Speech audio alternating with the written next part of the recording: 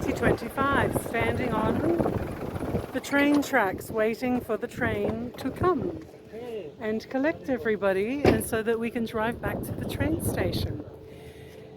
The Hijaz Railway, 1917, is a tourist attraction in Wadi Rum in Jordan that demonstrates a recreation of a battle between the Ottomans and the Arab nationals. 45 minutes of excitement here in the desert at Wadi Rum.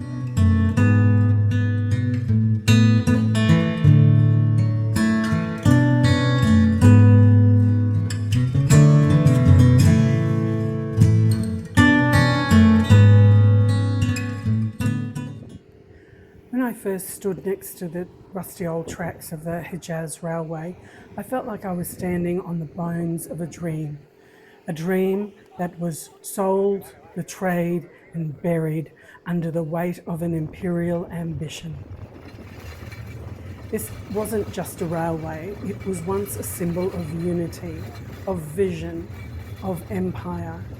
And yes, but also a kind of pan-Islamic connectivity that sought to bind the far reaches of the Ottoman world with the sacred heart of Islam, the Hijaz, Mecca and Medina. Built at the turn of the 20th century, the Hijaz Railway was more than a marvel of engineering. It was an artery of control for the Ottomans, yes, but also the faithful, the pilgrimage and commerce. It stretched from Damascus down to Medina with the intention that was never fulfilled of reaching all the way to Mecca. For Muslim pilgrims, this was revolutionary. What took 40 days by camel could now be done in 5. It represented progress, mobility, but also a tightening Ottoman grip over the Arab provinces, something that not all were thrilled about. But that was just the beginning of the story. Fast forward to the First World War, and the railway became something else entirely, a military asset, a lifeline for the Ottomans in the Arabian Peninsula. And for Arabs who dreamt of freedom, who were tired of imperial neglect and the Turkification of policies, it became a target. Enter the Great Arab Revolt.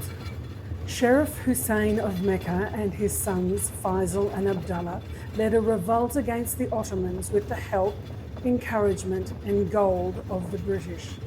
The railway, ironically, became a tool of both oppression and liberation. T.E. Lawrence of Arabia, along with Arab fighters, made sabotage of the railway an art form.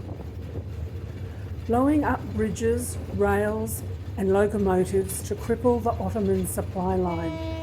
And they did it all with the promise, the solemn word of the British that an independent Arab state would rise out of the ashes of Ottoman rule.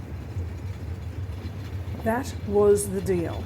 The Arabs would fight and bleed, and in return the British would support their independence. But even as those promises were made, they were being undermined behind closed doors. The Sykes-Picot Agreement, kept secret from the Arab, divided the region into French and British spheres of influence. So while Faisal dreamed of Damascus and Hussein dreamed of a unified Arab kingdom, the British and French diplomats were carving up the Levant with a pencil and ruler. And then came the Balfour Declaration, 1917.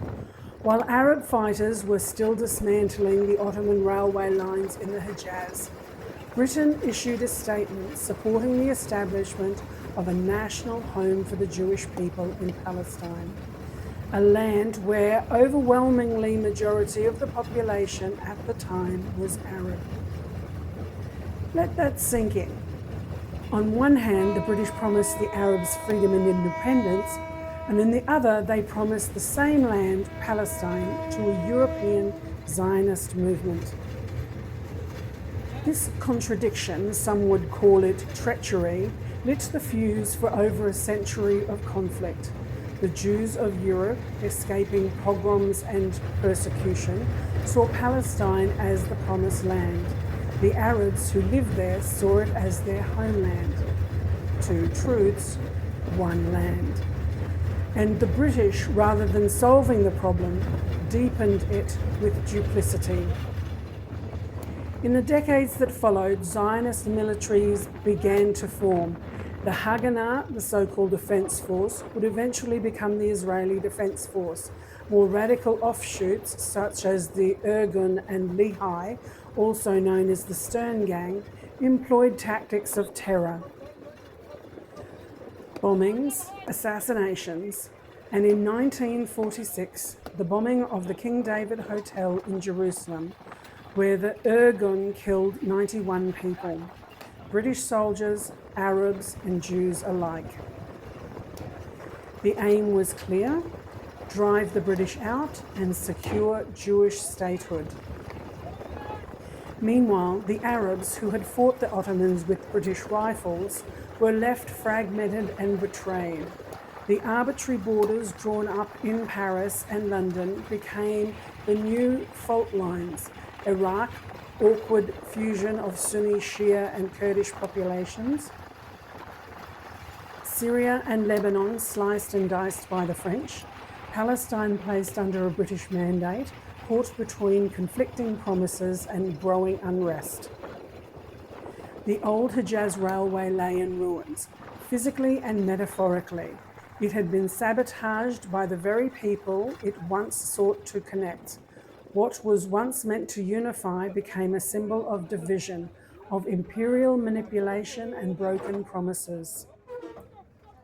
Even today, you can feel the echoes, the region's borders drawn not by geography or culture, but by colonial convenience, and remain contested. Syria bleeds, Iraq trembles, Jordan strains under the weight of refugees, and Palestine, well, that has not come to a peaceful end yet. The Hijaz Railway was supposed to be a bridge to God, to commerce, to unity, but history made it a battlefield, and while its tracks may be rusted now and broken, the story they carry still runs through the veins of this region. If you want to understand the Middle East, start here with the Hijaz Railway and the Great Arab Revolt, the double cross of Sykes-Picot and the promise of Balfour. The rise of the Haganah, Lehi and Irgun, the echoes that came when empires drew borders with no regard for the people that lived within them. The tragedy isn't that the Hijaz Railway failed to reach Mecca. The tragedy is that it was never allowed to fulfill its promise to connect a people rather than divide them. This tourist attraction brings the Hijaz Railway back to life and prompts people to ask questions about the history of the Middle East. While free with the Jordan Pass, it costs 20 JD for people that have not booked through the Jordan Pass process. Come and live the Jordanian experience.